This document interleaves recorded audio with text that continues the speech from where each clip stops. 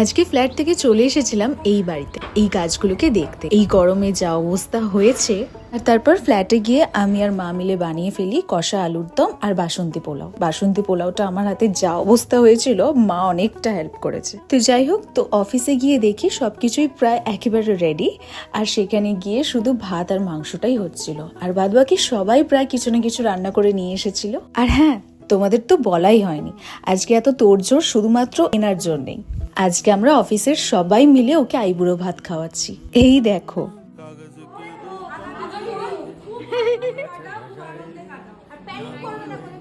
তো যাই হোক, ও খেতে বসার সময় কিন্তু আমরা অজস্র ছবি তুলে নিয়েছি এক এক করে সবাই মিলে। তো এখানে কিন্তু প্রচুর রকমের খাবার ছিল, আর তার মধ্যে ও একদমই কম খায়, তো বেশিরভাগটাই কিন্তু আমরাই খেয়েছি। তো যাই হোক, আশা করছি ভিডিওটা তোমাদের ভালো লেগেছে, আর ভালো লেগে থাকলে অবশ্যই লাইক, শেয়ার, সাবস্ক্রাইব করতে ভুলবে না। বাই।